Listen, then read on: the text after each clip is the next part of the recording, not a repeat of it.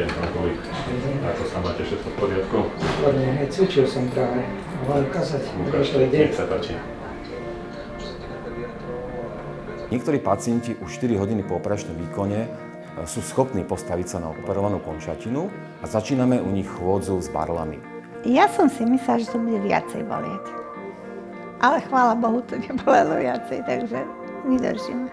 Absolvoval som operáciu bedrového kĺbu a na druhý deň som už išiel na obed do jedálne s barlami. Klinika ortopédie a traumatológie pohybového ústrojenstva Univerzitnej nemocnice Louisa Pasteur v Košiciach je prvým klinickým pracoviskom, kde sme daný unikátny projekt implementovali. Všetko sa začína v indikačnej poradni už 10 týždňov pred samotným nástupom na hospitalizáciu. Indikačná poradňa je špecializovaná ortopedická ambulancia, kde je pacient zaradený do programu Pacientská cesta.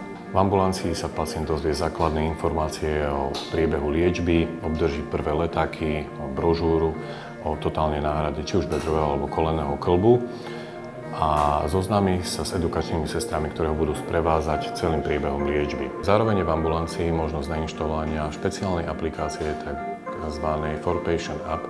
Je to aplikácia súvisiaca s pacientskou cestou, ktorá slúži na jednosmernú komunikáciu s pacientom a táto aplikácia obsahuje základné rehabilitačné cviky, základné informácie o priebehu samotnej pacientskej cesty.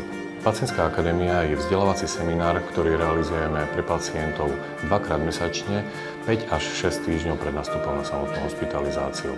Vedieme prezentáciu pre pacientov s totálnou endoprotézou kolena a prezentáciu samostatne pre pacientov s totálnou endoprotézou bedrového kĺbu. Cieľom je eliminovať strach, neistotu pacientov, optimalizovať predoperačnú prípravu.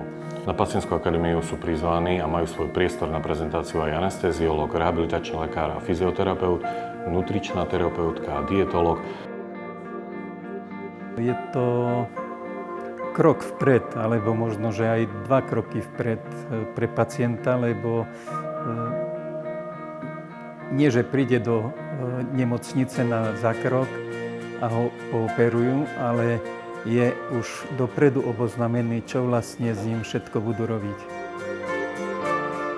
V súčasnosti máme možnosť využívať tzv. Multimodálnu analgéziu v spolupráci s anesteziologom. Lokálnu filtračnú anestéziu využívame hlavne pri totálnej endoprotéze kolenného kĺbu, ktorá významne znižuje a zmierňuje bolesť po operácii, čo pomáha v skorej rehabilitácii. Táto šťastná mobilizácia je významný motivačný faktor pre pacientov pre rehabilitáciu v nasledujúce dni a jednak je to faktor, ktorý dokáže významným spôsobom znížiť rizika mnohých pooperačných komplikácií. Je to skrátenie doby hospitalizácie, čo v konečnom dôsledku prináša úsporu finančných nákladov. Ja ďakujem každému, aj sestričkám, aj pánovi doktorovi, aj proste celému personálu, že sa tak starajú o nás. Teším sa na to, že sa budem môcť bicyklovať, čo veľmi rada robím a som nemohla. Potom, že môžem sa hrať s vnúčikmi a tak proste žiť plnohodnotný život.